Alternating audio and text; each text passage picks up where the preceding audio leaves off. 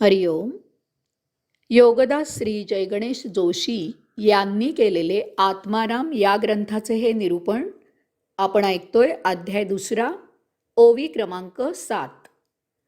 अग्निसंगे लोहो पिटे, तेणे तयाचा मळ तुटे, मग परिसेसी झगडता पालटे, लोखंडपण तयाचे. लोखंड चांगले लाल लाल होईपर्यंत तापवतात. मग ते ऐरणीवर ठेवून त्यावर घणाने घाव घालून ते चांगले पिटून काढतात. हा जुन्या काळातील मार्ग होता. आता भट्टीत लोखंडाचा रस होईपर्यंत ते गरम करतात. मग ते गाळून घेतात. म्हणजे त्यामधील केर कचरा एका बाजूला होतो आणि ते लोखंड शुद्ध होते. श्री समर्थ सांगतात की अशा शुद्ध लोखंडाचे परिस्पर्शाने सोन्यात रूपांतर होते. लोखंड शुद्ध नसेल तर त्याचे सोन्यात रूपांतर होत नाही. याचा अर्थ इतकाच आहे की जर लोखंड शुद्ध नसेल तर त्यापासून ज्या जुन्या वस्तू करायच्या आहेत त्या निकृष्ट दर्जाच्या होतील. लोखंड शुद्ध नसेल तर त्यापासून ज्या वस्तू तयार करायच्या आहेत त्या निकृष्ट दर्जाच्या होतील. श्री समर्थांनी एक रूपक सांगितले आहे. श्री समर्थांनी हे एक रूपक म्हणून सांगितले आहे. त्यांना सांगायचे आहे की लोखंडामधील टाकाऊ दूर केल्याशिवाय त्यापासून अन्य उपयुक्तता निर्माण होत नाही. त्याप्रमाणे तुमच्यामधील टाकाऊ गोष्टी दूर केल्याशिवाय, त्यांचा तुम्ही त्याग केल्याशिवाय तुम्हाला ते परमशुद्ध आणि परमपवित्र असे आत्मपद, आनंदपद प्राप्त होणार नाही. आपल्यामधून अमंगळ, अशुद्ध, अपवित्र असे त्याग करायचे महत्त्व आपल्याला समजावे म्हणून श्री समर्थांनी आपल्याला हे लोखंडाचे रूपक सांगितले आहे. त्यांना आपल्या गळी उतरवायचे आहे की एरवी आत्मपद, आनंदपद प्राप्त होणे शक्य नाही. तसेच यासाठी जसे लोखंड स्वतःला चांगले तापवून घेते, स्वतःचे रसात रूपांतर करवून घेते, त्याप्रमाणे कष्ट, त्रास, दुःख, पीडा सहन करायची तशी तेवढी तुमची तयारी हवी. तरच आपण आत्ममार्गाची यात्रा करू शकाल. अध्यात्म समजायला जितके अवघड आहे त्याहीपेक्षा ते आचरणात आणायला आणखी जास्त अवघड आहे. येथे गंमत, मौज मजा, चंगळ, हुल्लडबाजी इत्यादी करायला जराही संधी नाही. हा एकला चलो रे मार्ग आहे. अध्यात्म हा खडतर मार्ग आहे. त्यावर संसाराचे काटेकुटे आहेत. येथे भौतिकाची राख कपाळी लावून त्याचे आध्यात्मिक भस्मात रूपांतर करायचे आहे.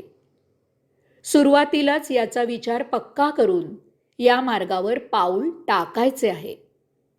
कारण या मार्गावरून माघारी फिरलात तर ना धड अध्यात्म ना धड भौतिक अशी आपली त्रिशंकू अवस्था होते.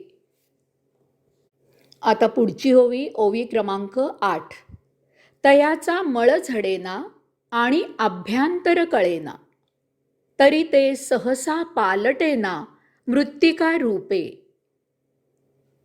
जर तुझ्यामधील भौतिकाचा मळ अंतर्बाह्य पूर्णपणे झडला नाही तर तुझ्या अंतःकरणामधील स्वरूप समजणार नाही.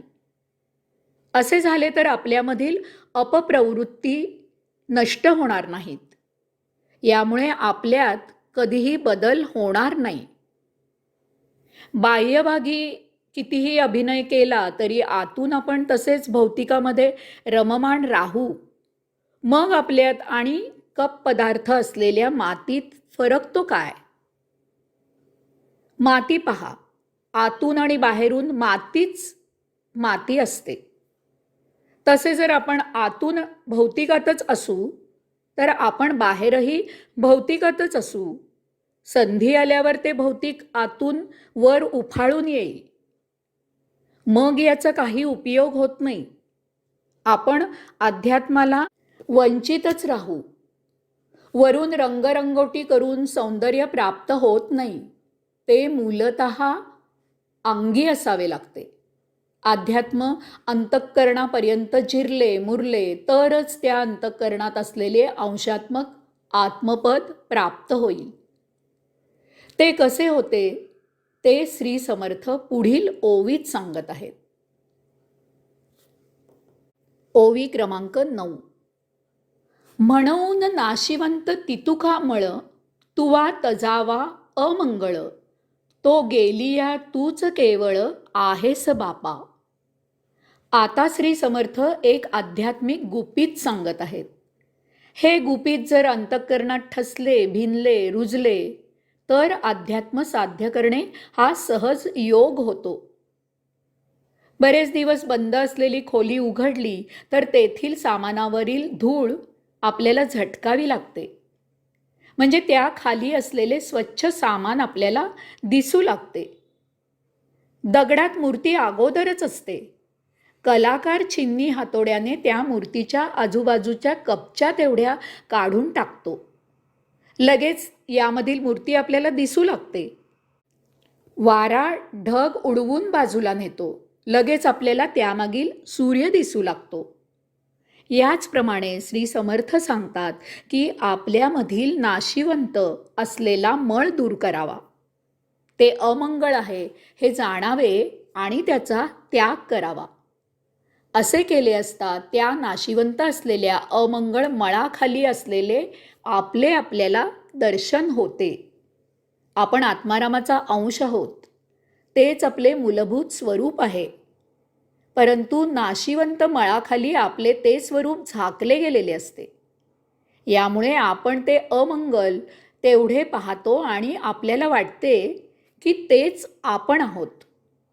यास्तव श्री समर्थ आपल्याला उपदेश करत आहेत की जर आपण नाशिवंत तेवढे त्यजले तर त्यामागील स्वरूप उघड होईल आणि आपल्याला साक्षात्कार होईल की तेच ते आपण आत्मारामाचे अंश आहोत. या योगे आपली आपल्याला ओळख होईल. हरिओम.